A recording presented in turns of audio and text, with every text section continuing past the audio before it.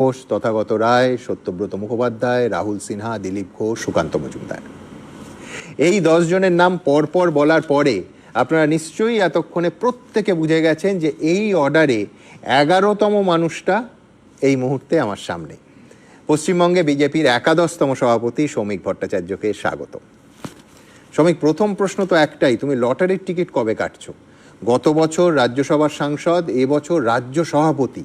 ওই হিন্দিতে একটা কথা আছে না, উপরওয়ালা জব দেতা হয় ছপ্পর ফার কে দেতা হয়। এটা তো তোমার ক্ষেত্রে অক্ষরে অক্ষরে সত্যি। কে কিভাবে বিষয়টি দেখছে আমার জানা নেই, তবে রাজনীতিতে মিশন আর অ্যাম্বিশনের একটা লড়াই থাকে। আমি যেটা করি সেটা আমার মিশন, কারণ আমি যখন রাজনীতিতে যোগ দিয়েছিলাম তখন বিজেপির পশ্চিমবঙ্গে প্রাপ্ত ভোটের শতাংশ একদম স্ট্রিট কর্নার করতাম, 1 ঘন্টা বক্তৃতা করলে 8 ঘন্টা বলতে হতো যে আমরা ভারতীয় জনতা পার্টি, আমরা জনতা পার্টি নই। পার্থক্যটা বোঝাতে হতো। 242টা আসনে আমরা জন্য যদি কোনো নোবেল প্রাইজ থাকে তাহলে নিঃসন্দেহে সেটা তোমায় দেওয়া যেতে পারে। তার কারণ বিজেপি দলটার জন্ম 1980 সালে, আর তুমি শাখা করছো 1972 সাল থেকে। তারপর বিজেপিতে মানে 53 বছর বিজেপিতে সম্ভবত তুমি যোগ দিয়েছো অপ্রাপ্ত বয়স্ক হিসেবে 82 সালে। মানে আজ 53 বছর হলো তুমি ডানপন্থী আদর্শের সঙ্গে যুক্ত, একেবারে আক্ষরিক অর্থে তুমি ডানপন্থার ডাইনোসর। কিন্তু সত্যি কথা বলো যে এই যে চাওয়া পাওয়া উচ্চাসার রাজনীতি যেটা তুমি বলছো, 2024-এর আগে তো তোমার বড় পদ ছিল না। কখনো ফ্রাস্ট্রেটেড লাগেনি? কখনো মনে হয়নি যে দল ছেড়ে চলে যাব? কিছুই তো পাচ্ছি না এখানে। না, কেন মনে হবে? মনে হওয়ার কোনো কারণ নেই, কারণ আমাদের দল সম্পূর্ণ মতাদর্শ নির্ভর। আমাকে যদি তুমি এখন প্রশ্ন করো যে তুমি কি চাও এই মুহূর্তে, যে কেউ প্রশ্ন করো, এটা আমি বারবার বলেছি, মৃত্যু কিছুক্ষণের মধ্যেই তুমি মারা যাবে, তুমি কি চাও, শেষ ইচ্ছা কি? আমি তোমাকে একটাই কথা বলবো যে ভারতীয় ইতিহাসের পুনর্লিখন, ভারতীয় ইতিহাসের পুনর্লিখন এবং ভারতীয় ইতিহাসের পুনর্লিখন। কারণ আমি বিশ্বাস করি ভারতবর্ষের এই অধোগতির জন্য একটা সবচেয়ে বড় যেটা দায়ী সেটা হচ্ছে ভারতীয় ইতিহাসের বিকৃতি। ভারতবাসী তার নিজের অতীত বিস্মৃত হয়ে গেছে। ভারতবাসী যে স্বাভিমান বা যে আত্মমর্যাদাটা থাকার দরকার সেটাকে শেষ করে দেওয়া হয়েছে পরিকল্পিতভাবে। কখনো শুধু মেকলে ম্যাক্সমূলাররাই করেনি, বা শুধুমাত্র এসথেটিক সোসাইটিকে দিয়ে প্রথমবারে সেটা করানো হয়নি, সেটা দীর্ঘদিন ধরে চলেছে। আর কিছু কিছু মানুষের মধ্যে যে ইন্ডক্ট্রিনেশনটা কাজ করেছে সেটা পরবর্তীকালে কিছু প্রজন্ম বহন করে নিয়ে চলেছে। এখন তাদের সংখ্যা কমছে এবং আরও কমবে, চলে যাবে। যেমন এরিয়ান ইনভেশন। আমি বলছি শ্রমিক, আমি বলছি রাজ্য সভাপতি হয়ে শ্রমিক ভট্টাচার্য তো ইতিহাস সংশোধনে আগে মন দেবে, নাকি এখন বর্তমান 10 মাসের মধ্যে এই রাজ্যে ভোট, সেই ভোটের দিকে বর্তমান এবং ভবিষ্যতের দিকে তাকাবে, নাকি ইতিহাস সংশোধনের দিকে? আমি তো সেটা সম্পূর্ণটা ভিন্ন প্রসঙ্গ বললাম। আমি প্রায়োরিটি তো একটাই, তৃণমূল কংগ্রেসের বিসর্জন। আর এখানে বিজেপির খুব একটা করার কিছু নেই। গণতন্ত্রের সবচেয়ে শক্তিশালী হলো মানুষ। 2011 সালে সিপিআইএম এর ব্রিগেড দেখে কেউ মনে করতে পারেনি এই দলটা হারতে চলেছে। এবং শুধু হারছে নয়, দলের একমাত্র পরিচ্ছন্ন মুখ, মানে যাকে সামনে রেখেছিলেন ব্র্যান্ড বুদ্ধ, তিনি রাজনীতিতে ল্যাটারাল এন্ট্রি নেওয়া এমন একজনের কাছে হারছেন যিনি 21শে জুলাইয়ের গুলি চালানোর অর্ডার দিয়েছিলেন। বুদ্ধদেব ভট্টাচার্য হেরে গিয়েছিলেন, কারণ মানুষ। কিন্তু তুমি মুখের কথা বললে, 10 মাস পরে বিজেপির এই রাজ্যে মুখকে, সেটা তো স্টুডিও ফ্লোরে ঠিক হবে না। আর আমরা এতগুলো রাজ্যে নির্বাচন লড়ছি মুখ ছাড়া। আমরা তো যে ভারতবর্ষকে নেতৃত্ব দিচ্ছেন নরেন্দ্র মোদী, পৃথিবীর জনপ্রিয়তম রাজনৈতিক ব্যক্তিত্ব, যিনি আধুনিক প্রজন্মের কাছে একটা আইকন। তিনি আধুনিক প্রজন্ম, তরুণ প্রজন্ম, কলেজ স্টুডেন্ট, তাদের চোখ দিয়ে প্রধানমন্ত্রী আগামী পৃথিবীটাকে দেখছেন। কিন্তু তুমি নিশ্চয়ই আমার থেকেও ভালো জানো যে গত সপ্তাহে হিমন্ত বিশ্ব শর্মাকে আসামের ভোটের মুখ ঘোষণা করেছেন অমিত শাহ স্বয়ং। তো পশ্চিমবঙ্গ সেরকম মুখ পাবে না? মানে শুভেন্দু অধিকারী এখনো মুখ নয়। দেখুন, মুখ যদি দল ঘোষণা করে সেটা দলের সর্বোচ্চ নেতৃত্বের ব্যাপার। তোমার স্বাধীন ভারতের ইতিহাসে সবচেয়ে বড় ভোট স্ট্র্যাটেজিস্ট হচ্ছে অমিত শাহ। ওই 200 পার একবার হয়নি বলে সেটা গাড়িটা আটকে গেছে, কিন্তু একদম মানে পরপারে পাঠিয়ে দেবার জন্য আটকে গেছে। তৃণমূল কংগ্রেস হারবে, তৃণমূল কংগ্রেস হারতে চলেছে। তৃণমূল কংগ্রেস স্বাভাবিক রাজনৈতিক মৃত্যুর দিকে এগোচ্ছে, না হলে রাষ্ট্রবিজ্ঞান মিথ্যা হয়ে যাবে, সমাজবিজ্ঞান মিথ্যা হয়ে যাবে, পশ্চিমবঙ্গের মানুষের রাজনৈতিক বোধটা মিথ্যা হয়ে যাবে। আচ্ছা বেশ, সেটা হবে না। আচ্ছা বেশ, রাজ্য সভাপতি হয়ে পর শ্রমিক ভট্টাচার্য যা বলছে, একাধিকবার বলছে, সেটা তো বিরোধী দলনেতার থেকে একেবারে আলাদা নাকি? আমি তোমায় বলছি, এটা আসলে স্ট্র্যাটেজি, যে শুভেন্দু হিন্দুত্ববাদী, শ্রমিক বহুত্ববাদী, আমি শ্যামও রাখলাম, আমি কুলও রাখলাম। আর যদি স্ট্র্যাটেজি না হয় শ্রমিক, তাহলে শ্রমিক ভট্টাচার্যের সঙ্গে শুভেন্দু অধিকারীর সংঘাত অনিবার্য। আর সেই সংঘাত লাগলে তো ঝগড়াতে দুদিন পরে কাক ছিল বসতে পারবে না। প্রথম কথা হচ্ছে, হিন্দুত্ব কোনো বাদ নয়, it's a way of life. বহুত্ববাদটাই হিন্দু। আর শুভেন্দু অধিকারী যে কথা বলছেন, তার শ্রমিক ভট্টাচার্য যে কথা বলছে, তার মধ্যে খুব একটা পার্থক্য নেই। আচ্ছা, আমি তোমার কাছেই আসবো। আমি দ্রুত একবার দেখিয়ে দেবো যে শুভেন্দু অধিকারী এই ধর সংখ্যালঘু, এই মুসলিম সমাজ নিয়ে ঠিক কি বলেছেন, সেইটা শ্রমিক ভট্টাচার্যের মত কিনা আমি সরাসরি জানতে চাইবো। দেখবো। जो हमारे साथ हम उनका साथ, सबका विकास। बंद करो, नो नीड संख्यालघु मोर्चा। সংখ্যালঘু মোর্চার কোনো প্রয়োজন নেই। जो हमारे साथ हम उनके साथ, सबका साथ सबका বিকাশ নয় শ্রমিক ভট্টাচার্য মানে। দেখুন, শুভেন্দু অধিকারী একজন স্বাভাবিক নেতা। শুভেন্দু অধিকারী 24 ঘন্টা রাজনীতি করেন। শুভেন্দু অধিকারীর মবিলিটি নিয়ে মানুষের কোনো প্রশ্ন নেই। তা প্রত্যেক মানুষের তো দিনের শেষে, সে তো একটা মানুষ, তার তো একটা অভিমান আছে, তার আবেগ আছে।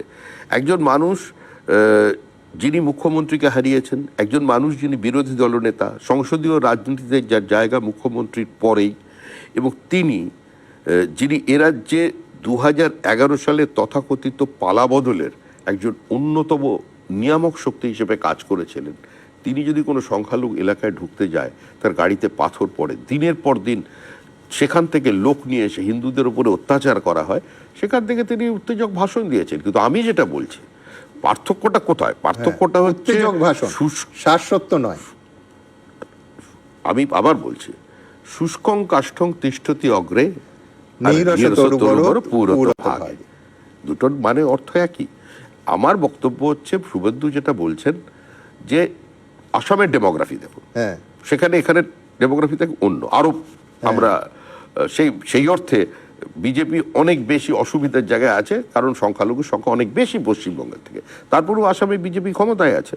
তারপরে আমাদের এখানে যদি কেউ মনে করে থাকেন যে সংখ্যালঘুর ভোট দিয়েই তৃণমূল কংগ্রেস ক্ষমতায় আসবে এবং সংখ্যালঘুরাই এই রাজ্যের পরিবর্তনের একমাত্র তাদের চাবিকাঠি তাদের হাতে থাকবে, ভুল করছে। তারা ভোট না দিলেও আমরা ক্ষমতায় আসবো। কিন্তু আমরা তাদের বলছি ইন্ট্রোস্পেকশনের জন্য, আমরা বলছি যে আমাদের একসঙ্গে থাকতে হবে, কিন্তু আমি বলছি যে তুমি যদি বলো যে দুটোর মধ্যে আসলে কোনো সংঘাত নেই, তাহলে আমি বলবো এটা রাজনৈতিক কৌশল, মুখ আর মুখোশের লড়াই।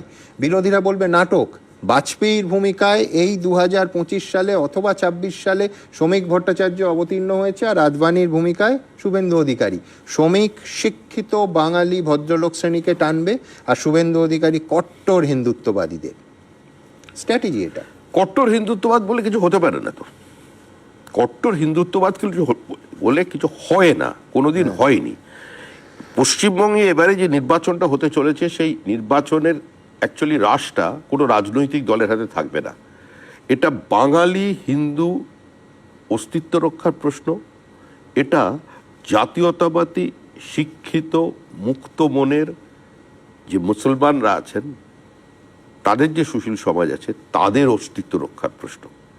এই নির্বাচনে যদি চতুর্থবারের জন্য তৃণমূল কংগ্রেস নির্বাচিত হয়, তাহলে জম্মু কাশ্মীরের বিধানসভার যে চেহারাটা, সেটা পশ্চিমবঙ্গের চেহারা হয়ে যাবে। সেটা কারোর কাছেই কাঙ্ক্ষিত নয়। আমি তোমার এই পর্যন্ত ধরে নিচ্ছি এইটাই হবে। তোমার তর্কের খাতিরে যদি ধরে নি শ্রমিক অস্তিত্ব রক্ষার প্রশ্ন, সেই অস্তিত্ব যারা রক্ষা করতে চাইবেন, আমি ধরে নিচ্ছি যে তৃণমূলকে তারা চাইছেন না, তারা কেন শুধুমাত্র বিজেপিকে সবাই মিলে চাইবেন? তারা কেউ কংগ্রেসকে চাইবেন, কেউ বিজেপিকে চাইবেন, কেউ বামেদের চাইবেন। মানুষকে অচেতন মনে করার কোনো কারণ নেই। পশ্চিমবঙ্গের মানুষ 2019 সালে একটা বাইনারি সেট করে দিয়েছিলেন। কালীগঞ্জের উপনির্বাচন পর্যন্ত সেই বাইনারিটা অটুট আছে। এই বাইনারি তৈরি হয়েছিল 2014 সালের একটি সীমান্তবর্তী জেলার বিধানসভা নির্বাচন এবং কলকাতাতে আরেকটি উপনির্বাচনে হয়েছিল। কিন্তু 2016 সালে কংগ্রেস সিপিআইএম এর জোটে মানুষ কিছুটা বিভ্রান্ত হয়ে যান এবং তৃণমূলের থেকে তাদের এত বেশি প্রত্যাশা ছিল সেটা তারা পায়নি বলে আজকে তারা কিন্তু সেই ভোটে ঝুঁকেছিলেন এই জোটের দিকে। পরবর্তীকালে তারা তোমার সেটাকে ইতিহাসেও স্বীকৃতি যেতে হবে না, দিয়েছেন। 2021 এখন তো- সালের পর 11টা উপনির্বাচন হয়েছে। কোন উপনির্বাচনে চোখে পড়ার মতো ফল করতে পারেছে বিজেপি? আমি জেতার কথা ধরছিই না, প্রত্যেকটাতে হেরেছে বিজেপি, তুমি- তৃণমূল জিতেছে, তোমার- এমনকি ভোটের পার্সেন্টেজও বেড়েছে। তোমার চ্যানেলের কোনো সাংবাদিককে একবার নির্বাচনের ভোট গণনার সময় আমাকে দেখিয়ে দাও যে এক পাশে বিজেপি দাঁড়িয়ে আছে, এক পাশে তৃণমূল দাঁড়িয়ে আছে, আর মধ্যেখানে এবিপি আনন্দের বুম নিয়ে সে একবার একে প্রশ্ন করছে আরেকবার ওকে প্রশ্ন করছে, যেটা অন্যান্য প্রদেশের নির্বাচনে দেখা যায়। আমি চিত্তরঞ্জন পার্কে দিল্লির ভোটের সময় ছিলাম, আমি গিয়ে দেখলাম একটাই টেবিল, তার মধ্যে আপ, কংগ্রেস আর বিজেপি বসে আছে। তো এই চিত্র তো পশ্চিমবঙ্গের নয়। এখানে ভোট কিভাবে হয় প্রত্যেকের জানা। সিপিআইএম নির্বাচনের দুদিন আগে রাত্রিবেলায় গিয়ে গ্রামে যেভাবে মানুষকে অ্যাড্রেস করতো, গ্রামের মানুষকে ডাকতো, ডেকে যা যা বোঝাতো, তৃণমূলও তাই করছে। কিন্তু সিপিএম এর মানে মোডাস অপারেন্ডি আর তৃণমূলের মোডাস অপারেন্ডির মধ্যে পার্থক্য আছে। তাহলে তৃণমূল 26 সালে গ্রামের এক ভোট- হবে? হ্যাঁ, 26 সালে এই ছবি তুমি পাল্টাবে কি করে? 26 সাল পর্যন্ত তৃণমূল কংগ্রেস হ্যাঁ। থাকুক, বুথে এজেন্টদের আবার শক্তি দেখাক, কি বলছে তার মধ্যে কে কি কক হবে? হবে না, কিছুই হবে না। তৃণমূলের মধ্যেই ধ্বংসের বীজ তৈরি হয়ে গেছে। তৃণমূলের এক মন্ত্রী আরেকজন মন্ত্রীর বিরুদ্ধে তথ্য সাপ্লাই করছে। তো আমি তো প্রকাশ্যে বলছি, এটা লড়াই তো তৃণমূলের এটা কি সঙ্গে। শিন্ডে মডেল? এটা কোনো মডেল নয়। দল ভেঙে পশ্চিমবঙ্গের মানুষ এই ধরনের আয়ারাম গয়ারামের রাজনীতিকে সমর্থন করবে না।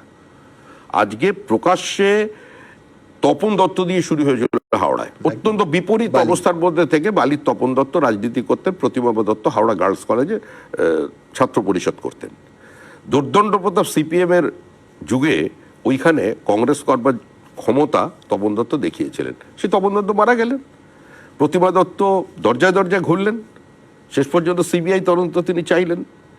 অভিযোগের তীর ছিল কার দিকে? তৃণমূল কংগ্রেসের দিকে। গত 3 বছরের পশ্চিমবঙ্গে যত রাজনৈতিক খুন হয়েছে তার মধ্যে 90% হচ্ছে সংখ্যালঘু, আর 90%-এর মধ্যে যত সংখ্যালঘু, সেই 90%-এর মধ্যে 100%-এর অভিযোগ হচ্ছে তৃণমূল কংগ্রেসের দিকে। একজনও বলেছে বিজেপি খুন করেছে, তারাও সিবিআই তদন্ত চাইছে, কারণ তাদের পুলিশের উপরে কোনো আস্থা নেই। অর্থাৎ তৃণমূল তৃণমূলকে মারছে, মুসলমান মুসলমানকে মারছে, মরছে মুসলমান, মারছে মুসলমান, পরিস্থিতি তৈরি করেছে তৃণমূল কংগ্রেস। হ্যাঁ, কিন্তু এর থেকে আরেকটা মুক্তি অংশ করতে শ্রমিক হবে। এড়িয়ে গেলে, সেটা হচ্ছে সিবিআই তদন্ত যারা চাইছেন, সিবিআই কি তাদের বিচার দিতে পারছেন? আমার সামনে এই দুহাত দূরে যে লোকটা বসে আছে, শ্রমিক ভট্টাচার্য, বারবার সিবিআই তদন্ত নিয়ে সাধারণ মানুষের মনে যে প্রশ্নগুলো, বিরোধীদের মনে তো বটেই, সেই প্রশ্নগুলো বারবার তুমি নিজেও তুলেছো। কারণ সিবিআই একটার পর একটা, তুমি নারদা সারদা বলো, তারপর গরু কেলেঙ্কারি, কয়লা কেলেঙ্কারি, সিবিআই কি আমাদের বিচার দিতে পারছে? আমি দ্রুত একবার শ্রমিক ভট্টাচার্য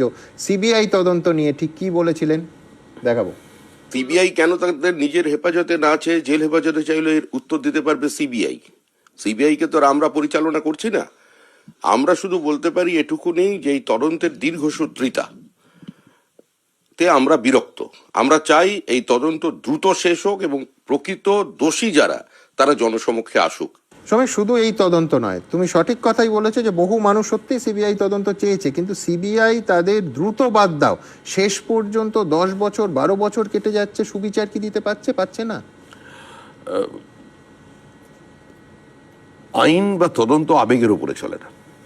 আমাদের প্রত্যাশাটা অনেক। আমরাও এই দীর্ঘসূত্রিতাতে ক্লান্ত, উত্তর দিতে দিতেও আমরা বিরক্ত, কার্যত আর পারা যাচ্ছে না।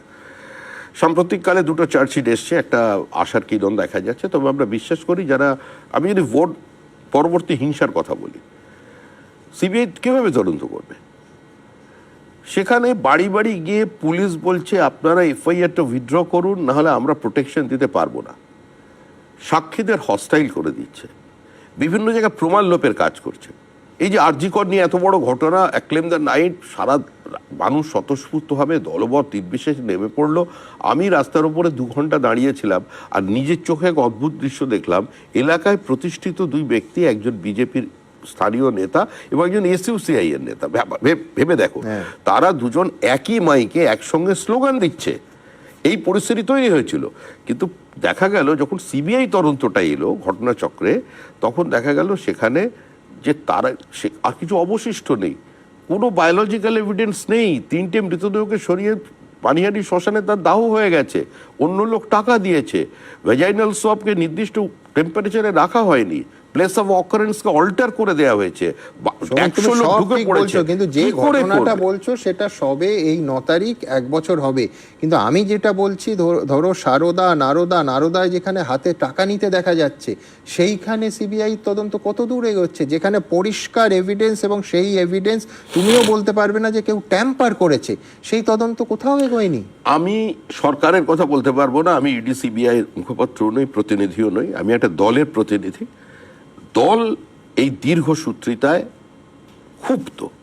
আমরাও চাই দ্রুত তদন্ত শেষ হোক, তবে আমি বিশ্বাস করি যে তদন্ত শেষ হবে এবং প্রকৃত অপরাধীরা শাস্তি পাবে।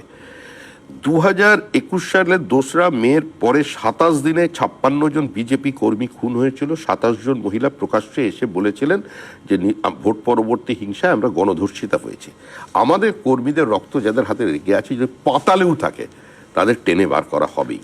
মানুষ কিন্তু শান্তিপূর্ণভাবে এই অবস্থা থেকে বেরিয়ে আসতে হবে। পশ্চিমবঙ্গের যে কাঙ্ক্ষিত একটা রাজনৈতিক সমাজ তৈরি হয়ে গেছে। পশ্চিমবঙ্গের নির্বাচন মানে একটা প্রহসন, নির্বাচন মানে ভাতৃহত্যা, অন্যের রক্তস্নান। তো এটা তো কোনো অবস্থায় এর থেকে তো আমাদের বেরোতে হবে, নাহলে তো রাজ্য এগোবে না। এখানে কোনো ইনভেস্টমেন্ট হবে না। বলছো সেই খুনের কথায় মাননীয় বিচারক জিজ্ঞেস করেছেন যে 4 বছরে একবারও মনে হয়নি যে একে গ্রেফতার করা প্রয়োজন। তো তদন্ত এবং তদন্ত নিয়ে প্রশ্নগুলো শ্রমিক থাকবে। কিন্তু আমি একটু রাজনীতির অংশে আসি। তুমি একটা কথা বললে, যে শব্দটা তুমি ব্যবহার করোনি, কিন্তু সম্ভবত তুমি বোঝাতে চাইছো যে একটা মোমেন্টাম তৈরি হয়েছে তৃণমূল কংগ্রেসের অপশাসনের। আমি বলছি যে তুমি কবিতা পড়ো, কিন্তু আমি যতদূর জানি তুমি রূপকথা পড়ো না। কিন্তু তুমি রাজ্য সভাপতি হওয়ার পর যা বললে সেটা প্রায় রূপকথার মতো শোনালো। কেন বলছি, তুমি কি বললে আমি দর্শকদের মনে করাতে চাইবো যে শ্রমিক ভট্টাচার্য তার প্রথম ভাষণে বললেন যে যার যা পতাকা আছে ওই পতাকাগুলো কিছুদিন আলমারির ওপর তুলে রেখে পথে নামুন, তৃণমূলকে সরান। কি বলেছিল শ্রমিক, দেখে নেব। যার যার পতাকা আছে ওই পতাকাগুলো কিছুদিনের জন্য একটু আলমারির ওপরে তুলে রাখুন, পথে নামুন, তৃণমূলকে সরান। শ্রমিক, প্রশ্ন একটাই, সেটা হচ্ছে পশ্চিমবঙ্গের মতো এই রকম মেরুকৃত একটা রাজনৈতিক মেরুকরণ হয়ে আছে এইরকম একটা রাজ্যে, এটা অবাস্তব কল্পনা কিনা? যারা বাম বা কংগ্রেসকে ভোট দেয় তারা পতাকা সরিয়ে রেখে কেন তোমাদের ভোট দেবে? তারা যতটা তৃণমূল বিরোধী হয়তো ততটাই বিজেপি বিরোধী, 1। আর 2 হচ্ছে, যেটা রূপকথার মতো শোনালো না, কোথাও একটা ইউটোপিয়ান আইডিয়া নয় যে সবাই পতাকা সরিয়ে এসে মতাদর্শ ভুলে তোমার পাশে এসে দাঁড়াবে। আমি পতাকা সরিয়ে ওটা একটা উত্তেজক আবেগের মাথায় ব্যবহার করেছি। প্রত্যেকটা দলের পতাকার প্রতি আমার সম্মান আছে। বহুত্ববাদের প্রতি সম্মান না থাকলে অন্তত আর যাই হোক বিজেপিটাকে নিষ্ঠার সঙ্গে করা যায় না, এটা আমি বিশ্বাস করি। আমার দলের পতাকাও যদি থাকে সেটার প্রতিও আমার শ্রদ্ধা আছে। আমি যদি পথ চলার পথেও প্রায়শই আমার জীবনে ঘটে, কিন্তু আমি বলছি পতাকা থাকলে সেটা আমি তুলে হাতে করে রেখে দিই। তৃণমূলকে সরাতে বাম কংগ্রেস বিজেপি নয়, তৃণমূলও আসবে। সিপিআইএম এর ভোট না পেলে 2011 সালে পরিবর্তন হতো নাকি? সিপিএম এর ট্র্যাডিশনাল ভোটাররা যদি তৃণমূল কংগ্রেসকে ভোট না করতো, 2011 সালে মুখ্যমন্ত্রী মমতা বন্দ্যোপাধ্যায় পরিবর্তন আনতে পারতেন? সম্ভব ছিল না। তৃণমূল কংগ্রেসের যারা এখনো ক্ষমতার অমৃত রস পান করেননি, যারা আক্রান্ত, যাদের টিকিটগুলো অ্যাসপিরেন্ট ছিল, অন্য লোক কিনে নিয়েছে, যাদের থেকেও টাকা নিয়েছে, তাদের ছেলেটার চাকরি হয়নি, তারা কাকে ভোট দেবে? তৃণমূলকে ভোট দেবে? তো তৃণমূলের মধ্যেও যারা পরিবর্তন চাওয়ার বিরাট সংখ্যা আছে, জাতীয়তাবাদী মানুষজন আছেন, সব তৃণমূলকে একপন্থীতে দাঁড়ালে চলবে না, তারা বিজেপিকে ভোট দেবে। সিপিআইএম এর যারা সমর্থক আছেন, ব্রিগেডে যত লোক হয়েছিল 70% ভোট সিপিআইএম পাবে। আমি একটা ছোট ঘটনার উদাহরণ দিই। চন্দ্রিমা ভট্টাচার্য একটি উপনির্বাচনে জিতেছিলেন, নির্বাচন হয়েছিল কাঁথিতে। সেই উপনির্বাচনে একটি গ্রাম থেকে সিপিএম এর একটা ট্রাক এবং 2টো ছোট ওই গাড়ি, মানে ম্যাটেডোর টাইপের দুটো গাড়ি গিয়েছিল, একটা বাস আর দুটো গাড়ি গিয়েছিল ব্রিগেডে সিপিআইএম এর প্রোগ্রামে।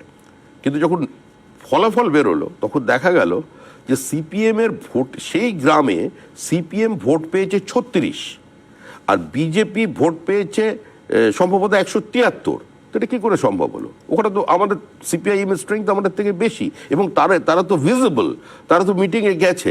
মানুষ তৃণমূলকে হারানোর জন্য ভোট দেবে, হারানোর জন্য ভোট দেবে, যেটা 2011 পুনরাবৃত্তি 2026 হতে চলেছে।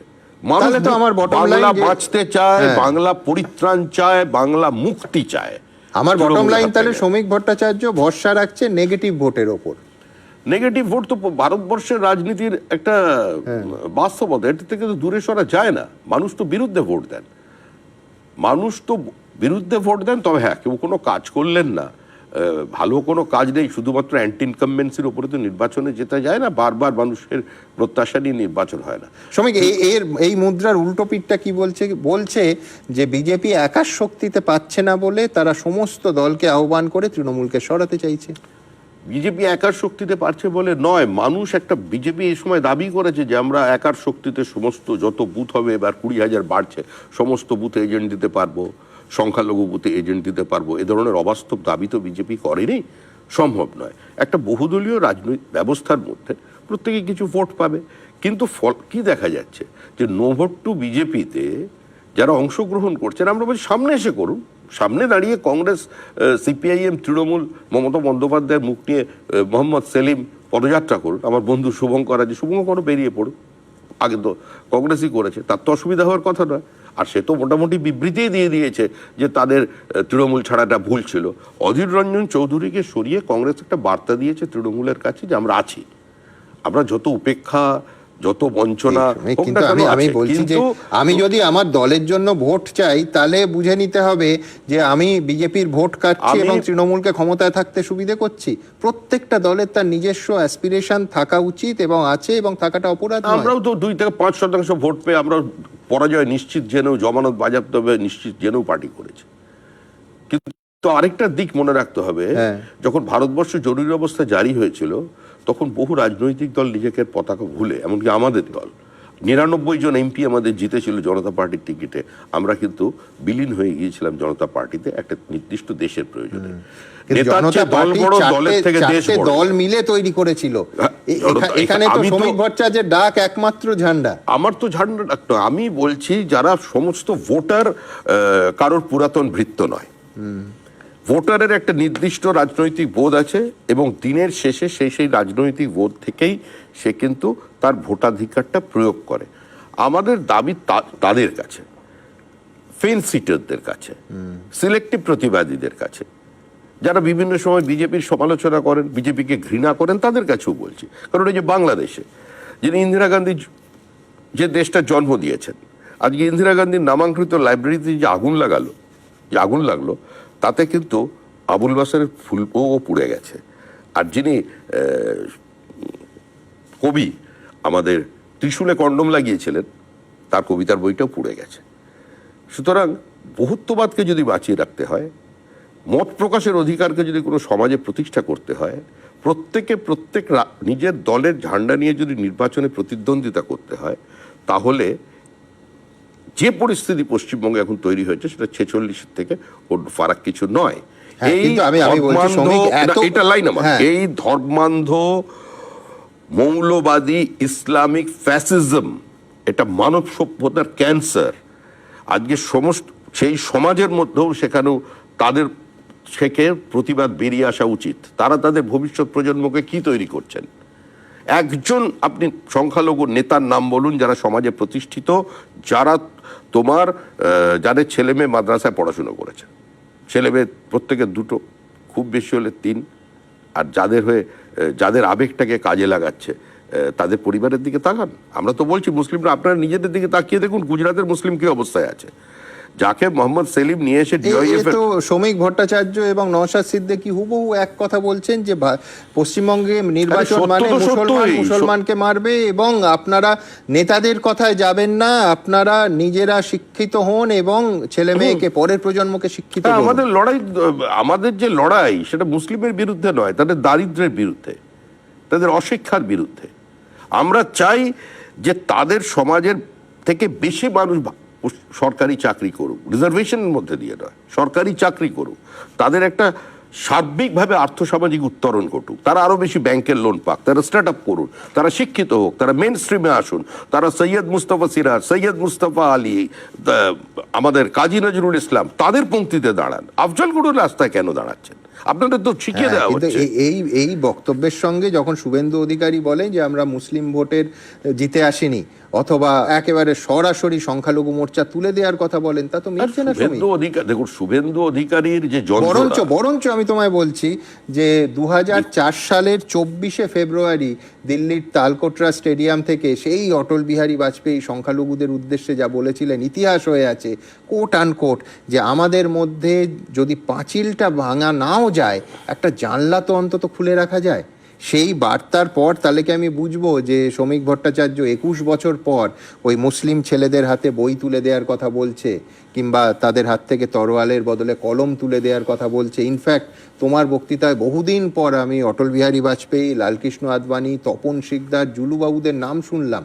আমি বলছি একেবারে সরাসরি এইবার প্রশ্নটা রাজনীতির করব, যে এই পুরনো নেতা নেত্রীদের যারা বসে গেছেন, তাদের শ্রমিক ভট্টাচার্য 26-এর আগে ময়দানে ফেরাতে পারবে, রাস্তায় নামাতে পারবে?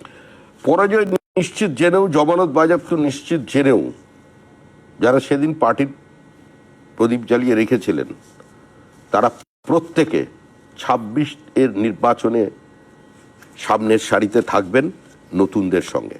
নতুন পুরনো বলে কিছু নেই। যার হাতে বিজেপির পতাকা সেই বিজেপি, তার মধ্যে যে অতি সক্রিয় সে বিজেপির নেতা, তার নেতৃত্ব, সে এলাকায় নেতৃত্ব দেবে।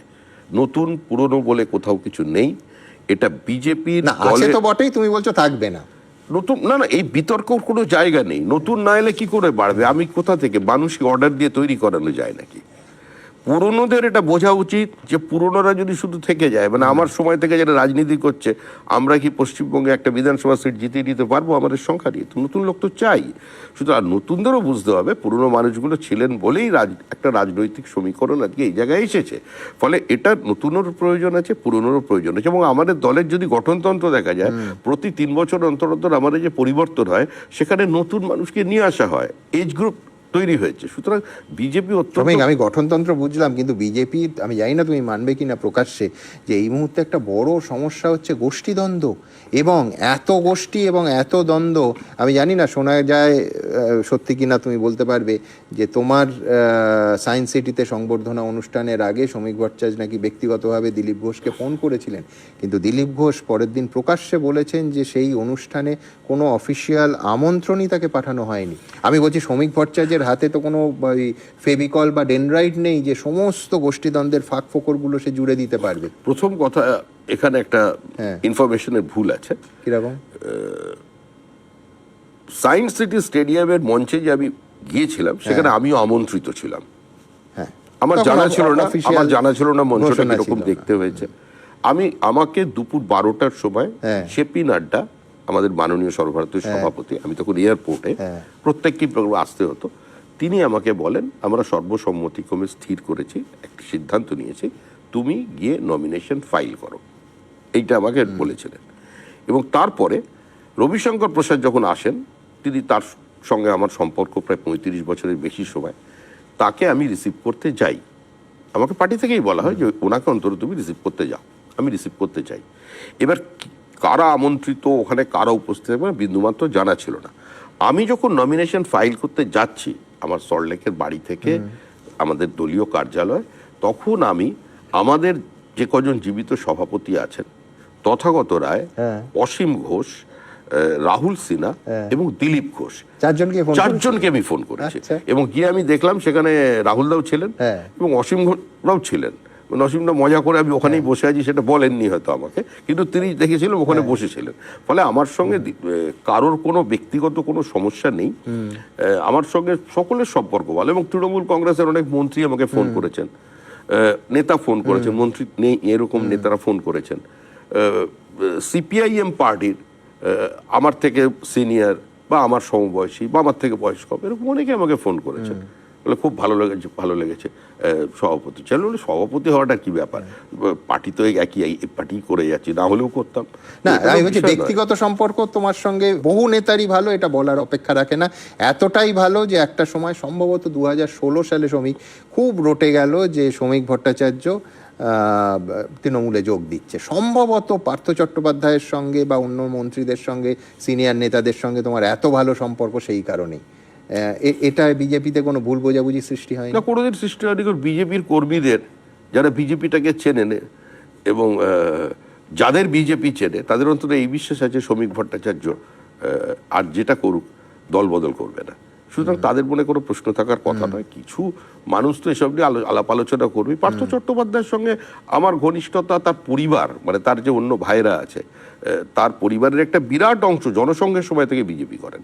পার্থ চট্টোপাধ্যায়ের যিনি মাসি সবিতা ব্যানার্জি, তিনি রাস্তায় দাঁড়িয়ে জনবার্তা পত্রিকা বিক্রি করতেন, সিপিএম তার মাথার উপরে গরম নোংরা জল ঢেলে দিয়েছিল, তারপরেও তিনি সেখান থেকে সরেননি। তো পার্থ চট্টোপাধ্যায়ের পরিবারে অন্য ভাইরা কাজিনদের মধ্যে অনেকেই আছেন, তো আমার সঙ্গে দীর্ঘদিনের তাদের পারিবারিক সম্পর্ক আছে এবং ঘনিষ্ঠতা তো আছেই সবাই।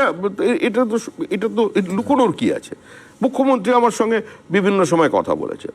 মুখ্যমন্ত্রী আমি নতুন পদ পাওয়ার পর, রাজ্য সভাপতি হওয়ার পর মুখ্যমন্ত্রী ফোন এসেছিল। আমি কার ফোন এসেছিল কার ফোন আসেনি সেই নিয়ে আমি মন্তব্য করবো না, কারণ এখন একটা মোটামুটি ইলেকশন মোডে সবাই চলে গেছে। এটা তো একটাই ব্যাখ্যা হয়, একটাই ব্যাখ্যা হয়, নীরবতাই সম্মতির লক্ষ্য। না, মুখ্যমন্ত্রীর কোনো ফোন আসেনি, সত্যটা সত্যই। মুখ্যমন্ত্রীর কোনো ফোন আসেনি। ফোন এসছে একাধিক নয়, অনেক ফোন এসছে, এবং যে ফোনগুলো এসছে আমি তাদের নাম বলবো না। না নিশ্চয়ই, একদম এথিক্সের প্রশ্ন। আমি বলছি শ্রমিক ভট্টাচার্যের এটা তো কোনো নতুন স্ট্যান্ড নয়। তার কারণ যে নারায়ণ মুখোপাধ্যায়কে তিনি যখন মারা যান, প্রায় 46 বছর কাউন্সিলর ছিলেন বসিরহাট পুরসভার, 8 বারের সিপিএম বিধায়ক, তার জায়গায় তুমি উপনির্বাচনে বসিরহাটে জিতে তুমি ইছামতির পাশে পার্ক তৈরি করে ওই নারায়ণ মুখোপাধ্যায়ের আবক্ষ মূর্তি নিজে হাতে উন্মোচন করেছিলে। সুতরাং তুমি কাটিং অ্যাক্রস পার্টি লাইন্স, লোকের সঙ্গে মেশো, ভালো সম্পর্ক রাখো, কিন্তু উল্টো দিক থেকে কি পাও ততটা? মানে আমি বলছি তোমার নাম ঘোষণা হওয়ার পর সোশ্যাল মিডিয়ায় কার্যত মানে একেবারে চূড়ান্ত ব্যক্তিগত আক্রমণ তোমায় করা হচ্ছে। কোনো দলের পক্ষ থেকে করা হয়নি। কারোর কোনো অভিযোগ থাকলে পুলিশের দরজা খোলা আছে, সেখানে যেতে পারে। তোমার চরিত্র নিয়ে প্রতিদিন সকাল থেকে রাত অবধি অসংখ্য মিম তৈরি হচ্ছে শ্রমিক। এই রাজ্যে সংগঠিতভাবে যদি এই সংখ্যা দেখে বলে দেয়া যায়, এর পেছনে রাজনৈতিক দল ছাড়া কিন্তু এই ভলিউমে শ্রমিক ভট্টাচার্য আক্রমণ করা। আমি এই বিতর্কে থাকতে চাই না, আমি এই নিয়ে কোনো মন্তব্য করতে চাই না। যাদের কোনো স্পেসিফিক কোনো অভিযোগ থাকলে যে স্তরে তারা সেটা করতে চাইলে করতে পারেন। আর আমার লড়াই রাজনৈতিক লড়াই, কোনো নেতার সঙ্গে লড়াই নয়, কোনো কুকথা নয়, কোনো বোমা নয়, কোনো গুলি নয়, কোনো চরিত্র হনন নয়। রাজনীতির অর্থ হলো একটা ভাবনার সঙ্গে একটা ভাবনার লড়াই, একটা কর্মসূচির সঙ্গে আরেকটা পাল্টা কর্মসূচির অবস্থানগত লড়াই, এবং সেই লড়াইয়ে আমরা তৃণমূল কংগ্রেসকে হারাবো। এইখানেই আমার পরের প্রশ্ন। অনেকে বলছেন এই সোশ্যাল মিডিয়ার যুগে পলিটিক্সটাও T20 ম্যাচের মতো হয়ে গেছে। শ্রমিক ভট্টাচার্য ক্লাসিক্যাল টেস্ট ক্রিকেটের প্লেয়ার। সে কি মনে করছে যে ক্রিজে থাকলেই একটা না একটা সময় ঠিক রান আসবে, নাকি তাকেও স্ট্র্যাটেজি বদল করতে হবে? তার কারণ তার হাতে ঠিক 10 মাস। নিঃসন্দেহে সোশ্যাল মিডিয়ার যুগে একটা রাজনৈতিক অস্ত্র হচ্ছে সোশ্যাল মিডিয়া। এটার থেকে বাইরে বেরোনো যাবে না, করবে না। কিন্তু ব্যক্তিগতভাবে আমি বিশ্বাস করি, এবং আমার মনে হয় আমার দলের অনেকেই বিশ্বাস করেন, সব দলেরই অন্য দলেরও মানুষ বিশ্বাস করেন, যে পশ্চিমবঙ্গে যে নির্বাচনটা হয় সেই নির্বাচনটা হয় বুথে। আর বুথে 3টে জিনিস কাজ করে। আমাদের এক নেতা বলতেন, অস্তিত্ব, ব্যক্তিত্ব এবং দাপট। সেটা যা থাকবে সে নির্বাচনটা জেতে। এবং ভোটের দিনে কোনো সোশ্যাল মিডিয়া মানুষকে কিন্তু পর্যন্ত হেঁটে যেতে সাহায্য করে না। আমি তোমার সঙ্গে এগ্রি করছি, কিন্তু আমি বলছি সেই বুথের অংশেই তো বিজেপি দুর্বল। সম্ভবত 85,000 বুথ আছে এই রাজ্যে, তার ভেতর 50% বাইরে বিজেপি কি প্রত্যেক বুথে বিজেপি সক্রিয় বিজেপি কর্মী সাহসের ভর করে যারা বুথ সামলাতে পারবে সেই রকম জোগাড় করতে পেরেছে? সুমন, এটা আমার কাছে একটা অত্যন্ত আনন্দের বিষয়। মানে আমি যখন থেকে রাজনীতিটা করছি, হ্যাঁ, তোমার একটা ছোট কথা বলি। নিশ্চয়ই। আমি সংবাদপত্রের নাম নেব না অবশ্যই। 90-এর দশকের একদম প্রথমে কলকাতায় আমরা করি, মানে এই অনুপ্রবেশের বিরুদ্ধে আমাদের একটা আইন অমান্য আন্দোলন ছিল। সে আইন অমান্য আন্দোলনের নেতৃত্ব দিয়েছিলেন ডক্টর মুরলী মনোহর যোশী, এবং আমাদের তদানীতন নেতা তপন সিকদার একটা ছিলেন যে কত মানুষ আসবেন, একদম রেজিস্টার্ড নাম লেখা থাকবে, সই করা থাকবে, আমরা আমাদের স্ট্রেংথটাকে দেখব ওই মুভমেন্টে কত আসবেন। তো সম্ভবত 8,334 এ ধরনের কিছু মানুষ এসেছিলেন। আমরা আইন অমান্য করি, সেদিন ফরওয়ার্ড ব্লকেরও এটা আইন অমান্য ছিল, ওরাও যায়। তা সেটা করার পরে আমরা সবাই মিলে গেলাম বিশাল সংখ্যায়, কত সংখ্যা আলিপুর জেলে। তার পরের দিন মেন স্ট্রিম মিডিয়ার যদি কথা বলো, তখন তো এত ইলেকট্রনিক মিডিয়া ছিল না, ছিলই না বললে চলে। তো সেখানে একটা কাগজে একটা সংবাদপত্র, মানে টেকনিক্যালি নাম নেওয়া যাবে না, তুমিও জানো, তার ডোরিকে একটা খবর বেরিয়েছিল। খবরটা হচ্ছে বরণ 8,334, আজ অনুপ্রবেশের বিরুদ্ধে বিজেপি এর মধ্যে আইন অমান্য হয়, আর 8,334 গ্রেপ্তার হওয়া বিজেপি কর্মীদের জল খাওয়ানোর জন্য মাত্র 2টো প্লাস্টিকের গ্লাস ছিল। তো সেই অবস্থান থেকে আমরা রাজনীতি করে আমরা আজকে এখানে এসে পৌঁছেছি। তো সুতরাং তুমি যেটা বলছো যে বুথের হিসাবটা 50% বেশি বুথ, আমাদের যে, আমি বলছি সাফল্যটা কোথায় জানো? আজকে সংবাদ মাধ্যম এত আলোচনা করছে বিজেপির বুথ নিয়ে, যে তোমার চ্যানেল আছে বলছে, কিন্তু এই তথ্যটাও বিজেপিরই তথ্য, সংবাদ মাধ্যমের আলাদা নয়, যে প্রত্যেক বুথে এখনো পর্যন্ত রাজ্যে প্রধান বিরোধী দল শক্তিশালী কর্মী জোগাড় করে উঠতে পারেনি।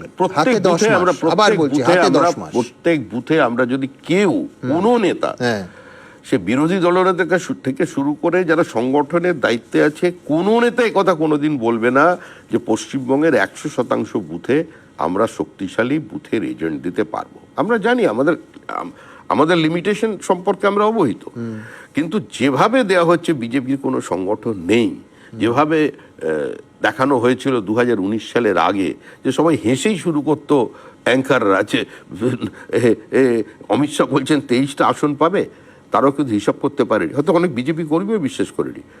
18টা আসন পেয়েছে, কিন্তু আমি বলছি 19-এর সেই চমক লাগানো, তাক লাগানো সেই সাফল্য, 19-এর সাফল্য কেন 21-এ এবং 24-এ ধরে রাখা গেল না? 18 থেকে 24-এ 12-এ নেমে যাওয়াটা তো একটা সেটব্যাক। প্রত্যেক নির্বাচনী ফলাফল থেকে একটা রাজনৈতিক দল একটা শিক্ষা নেয়, সেটা জিতলেও নেয় হারলেও নেয়। আমরা তা থেকে শিক্ষা নিয়েছি, আমাদেরই ভুলভ্রান্তির জন্য হয়নি, কোথায় ভুল ছিল সেটাকে আমরা চিহ্নিত করেছি, আমরা তার উপরে দাঁড়িয়ে কাজ করছি এবং আমরা জিতবো। সেই ভুলগুলোর মধ্যে কি প্রচুর তৃণমূল কংগ্রেস থেকে আসা নেতাদের একেবারে ঢাকঢোল পিটিয়ে এবং কোনো স্ক্যানিং না করে নেওয়াটা কেউ রাখবে? আমি এ নিয়ে কোনো মন্তব্য করতে চাই না, কারণ আমাদের একটা দলের শৃঙ্খলার তো বিষয় আছে। তবে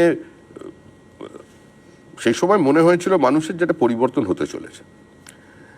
আমরাও মানুষের কাছে আবেদন জানিয়েছিলাম যে আমাদের একটা সরকার গঠন করবার সুযোগ দিই, এবং যারা অধিকাংশই যারা ক্ষমতার অলিন্দে নিজেদের বেশি স্বচ্ছন্দ মনে করেন, তারা এসেছিলেন দলে, তাদের মধ্যে বেশ কিছু মানুষ বেড়াতে এসেছিলেন, আবার সময় হয়ে গেছেন চলে গেছেন। তো সেটা থেকে পার্টি শিক্ষা নিয়েছে, তারাও শিক্ষা নিয়েছে, এবং যে দলে গেছে তারাও শিক্ষা নিয়েছে। কিন্তু মূল ভিত্তি যদি দেখা যায় তো সেটা বিজেপির দৈনন্দিন কর্মসূচি, বিজেপির মতাদর্শ, সেখানে তারা থেকে গেছেন। অনেকে যারা এসেছিলেন তৃণমূল কংগ্রেস, তাদের মধ্যে অনেকেই তো আজকে বিজেপির মুখ।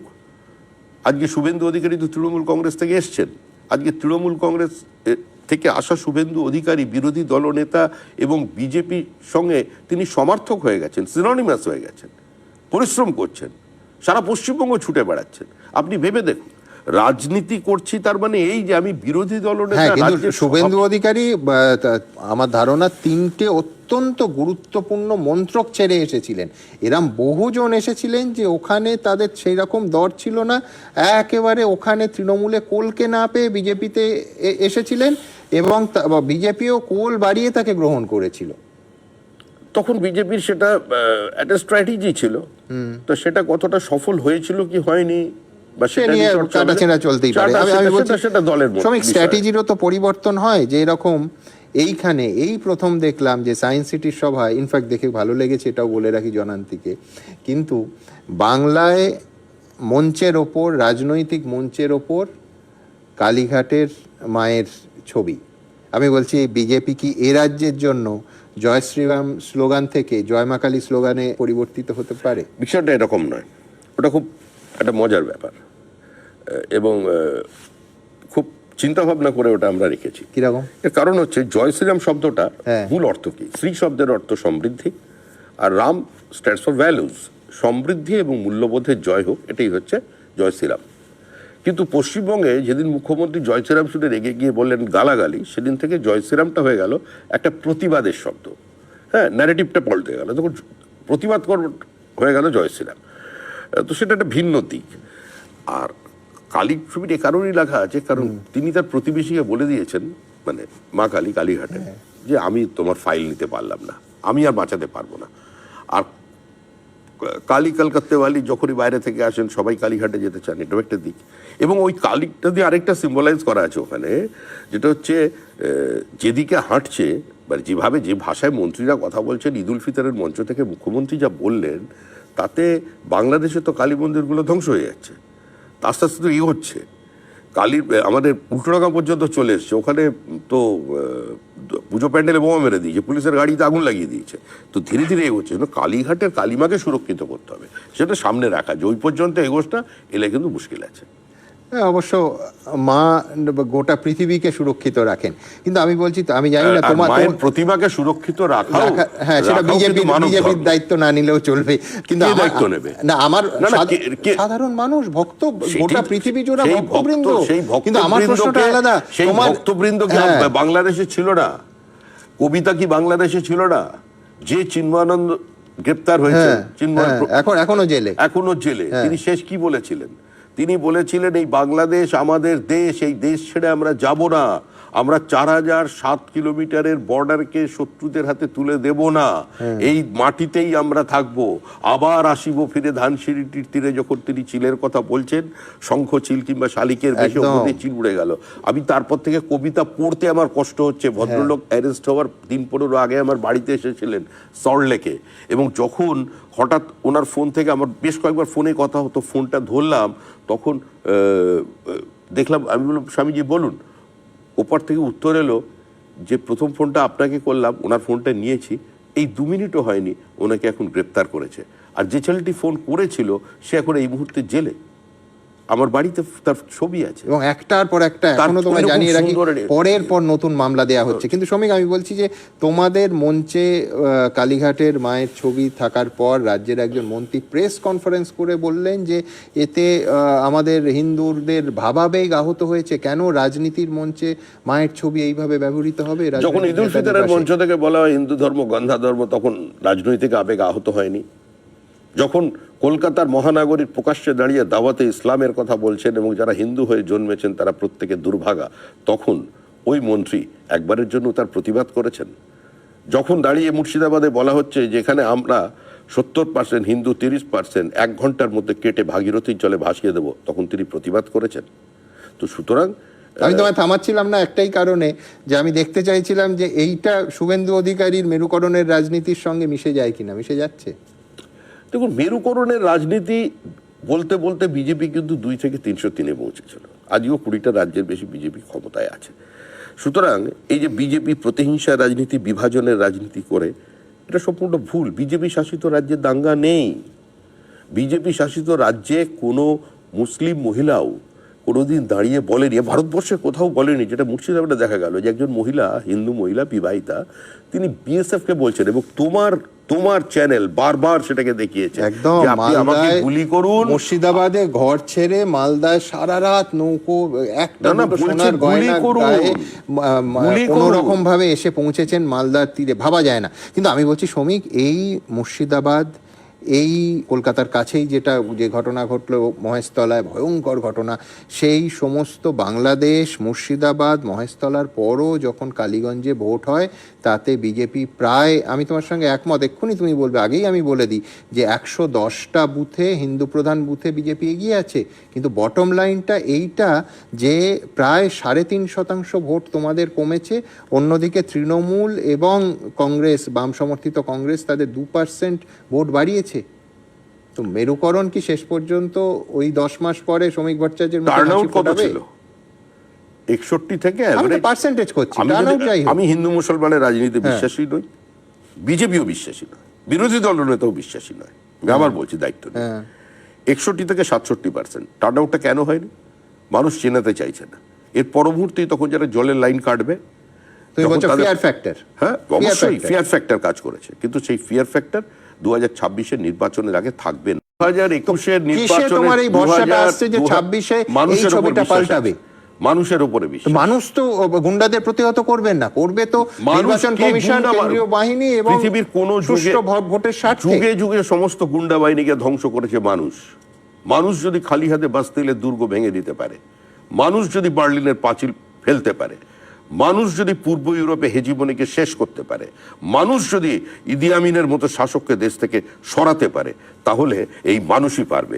বর্তমান পৃথিবী আরেকটা স্টালিন চায় না, আরেকটা পলপট চায় না, আরেকটা হিটলার চায় না, আরেকটা মুসলিনি চায় না। সুতরাং এই মানুষই পরিবর্তন করে বেশ, দেবে। আমি সময় দীর্ঘ তালিকায় শুধু একটা যোগ করব, এই মানুষই একদিকে এমার্জেন্সির পরে ইন্দিরা গান্ধীকে সরিয়ে দিয়েছিলেন, আবার এই মানুষই নিশ্চয়ই। 1977-এর পরে 80-তে আবার ইন্দিরা গান্ধীকে ফেরত নিয়ে এসেছিলেন। সুতরাং আমরা দুজনে এই তারপরে- জায়গাটা একমত না। যে মানুষের রায় চূড়ান্ত, এটা নিশ্চয়ই তুমি আর আমি একমত। আমি প্রথমে বলতাম, একটা সময় ছিল যখন আমি বলতাম যে মমতা বন্দ্যোপাধ্যায়, এখনো বলছি, মমতা বন্দ্যোপাধ্যায় 2011 সালে মানুষের মনের মধ্যে একটা বিশ্বাস জাগাতে পেরেছিলেন যে সিপিএম হারতে পারে, সিপিএম কে হারানো যেতে পারে, এবং সিপিএম হারতে চলেছে।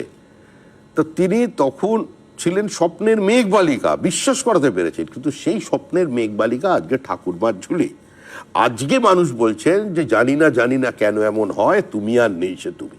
সুতরাং তিনিও তার অবস্থান থেকে সরে এসেছেন। মানুষ তাকে গ্রহণ করেছে, তাকে পরীক্ষা করেছে, এখন প্রত্যাখ্যানের সময়। এবং আমি এটা বিশ্বাস করি। তুমি কবিতার পাশাপাশি কিন্তু রূপকথাও পড়ছো মনে হচ্ছে। কবিতার পাশাপাশি রূপকথাও মন দিয়ে পড়ছো মনে হচ্ছে। রূপকথার তো কোনো নয়, সাজবাতির রূপকথারাও ঘুরে ফিরে আসে, বিভিন্ন সময় করে আসে। আমাদের অ্যাপিল, যেটা তুমি বারবার বলছি, আমরা সমাজের সমস্ত সেকশনের কাছে অ্যাপিল করছি এটা, যে এই মুহূর্তে পশ্চিমবঙ্গের দুটো দিক আছে। একটা দিক হচ্ছে অর্থনৈতিক দিক। আমাদের অর্থনীতি খাদের কিনারে এসে দাঁড়িয়েছে। এফআরবিএম এর লিমিট আমরা ভাঙতে চলেছি। আমরা এখানে ডিএ পর্যন্ত দিতে পারলাম না।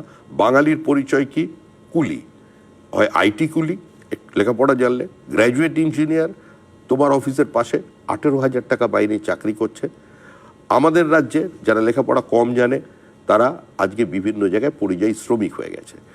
মুখ্যমন্ত্রী বলছেন কৃষকদের রোজগার 3 গুণ হয়ে গেছে, কিন্তু গ্রাম থেকে মানুষ চলছে। খাদ্য উৎপাদনের ক্ষেত্রে আজকে আমরা 3য় স্থানে চলে গেছি। চাল উৎপাদনের ক্ষেত্রে আমাদের একর প্রতি চালের কমে যাচ্ছে। সবচেয়ে বড় ব্যাপার, এই যেখানে বসে আছি আমরা, এই তো সম্পূর্ণভাবে এই সরকারটা প্রকৃতির বিরুদ্ধে যুদ্ধ ঘোষণা করেছে, শুধু মানুষের বিরুদ্ধে করেনি। রামসার একপ্রাপ্ত 2টো জায়গা আছে, একটা ইস্ট ক্যালকাটা ওয়েটল্যান্ড আর একটা সুন্দরবন। তো 2টো জায়গার, এক জায়গায় ম্যানগ্রোভ ধ্বংস করে বেরিয়ে হচ্ছে, আর অন্যদিকে আবাসনের পর আবাসন কি করে হচ্ছে কেউ জানে না। কিন্তু আবার বলছি, মানুষ, শেষ কথা মানুষ বলে, এই যে সুন্দরবন মানে দক্ষিণ 24 পরগনার অংশ বলো বা এই অংশ বলো, তুমি শুধু এই স্টুডিও থেকে বেরিয়ে তৃণমূলের শেষ ভোটগুলোর পার্সেন্টেজ প্রত্যেকটা স্তরের দেখে নাও, প্রত্যেকটা স্তরে বাড়ছে। কেন?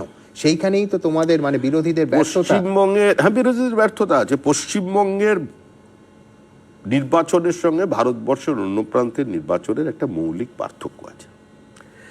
এখানে ভোটটা করাতে হয়, আর এখানে যে ভোটটা ওপর থেকে দেখা যায়, বাস্তবে সেই জনভিত্তি থাকে না। এই যে অনেকে বলছেন না, আমরা কি জানো বল, ওই আমাদের লক্ষ্মীর ভান্ডারের জন্য দিয়ে আমরা ভোট কিনে নিচ্ছি, এটা তো একটা মহিলাদের অপমান করা হচ্ছে। যদি লক্ষ্মীর ভান্ডার দিয়ে ভোট কেনা যেত, মানে ভোট পাওয়া যেত, কেনা শব্দটা আমি ভুল বললাম, মার্জনা করবেন, তাহলে বিজেপি 11,000 এত কিছুর পরও পঞ্চায়েত নির্বাচনে আসন জিতলো কি করে?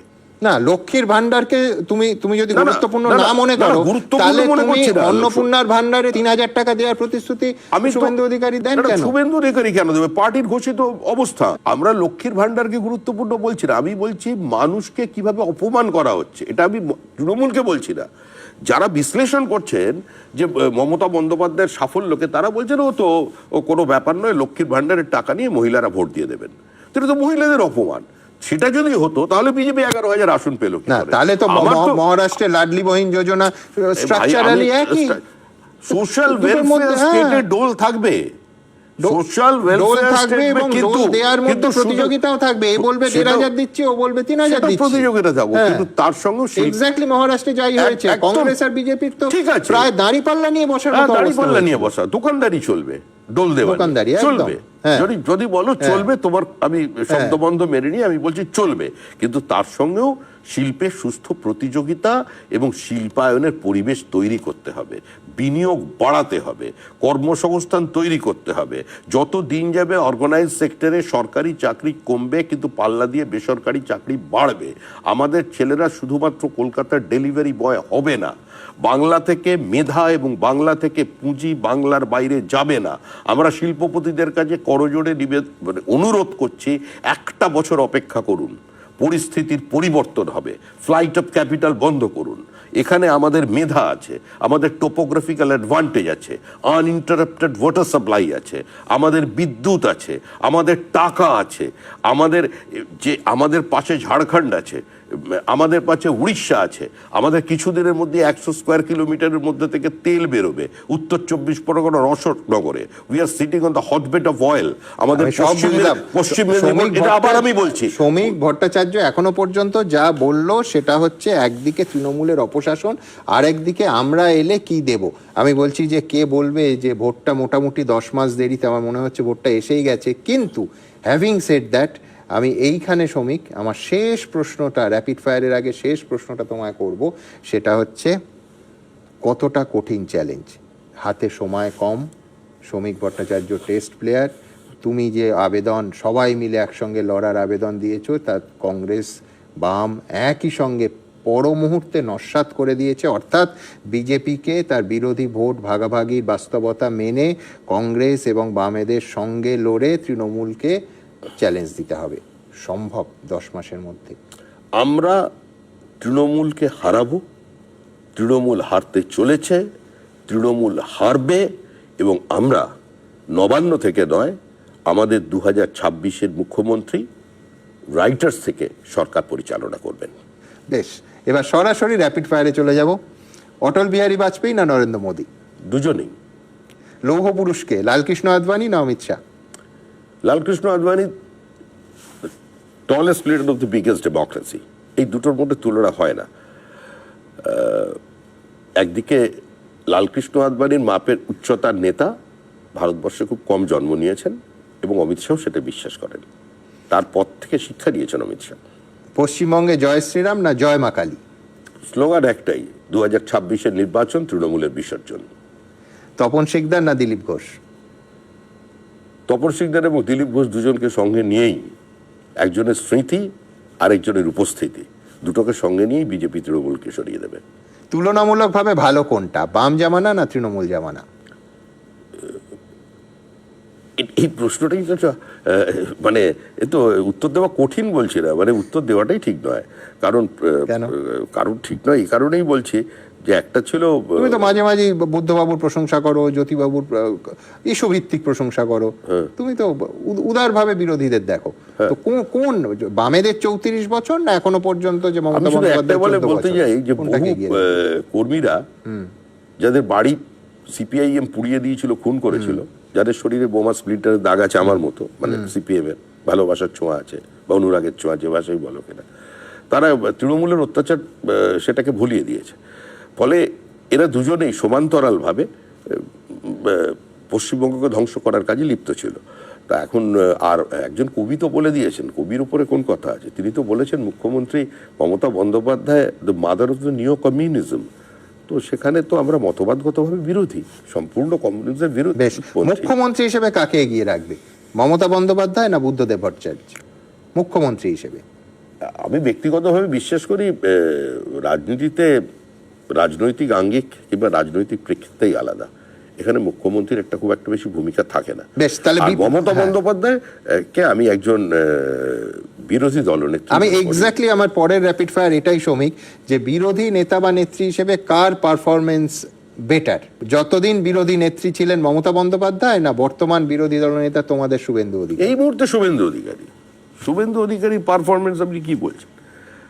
মমতা বন্দ্যোপাধ্যায় যে কঠিন অবস্থা ফেস করেননি সেটা শুভেন্দু অধিকারী করেছেন। মমতা বন্দ্যোপাধ্যায় নিঃসন্দেহে তার রক্ত ঝরেছে, তিনি অনেক বেশি পরিশ্রম করেছেন, এটা যদি আমি অস্বীকার করি তাহলে আমাদের তুলনাটা ওই মুহূর্তের মমতা আর এই মুহূর্তে শুভেন্দুর মধ্যে দুটো রাজনৈতিক প্রেক্ষিত ভিন্ন, রাজনীতির সময়টা ভিন্ন, এবং যে রাজনৈতিক দল ক্ষমতায় ছিল তারা রাজনীতিটাকে কি দৃষ্টিতে দেখছেন সেটাও কিন্তু সম্পূর্ণভাবে ভিন্ন।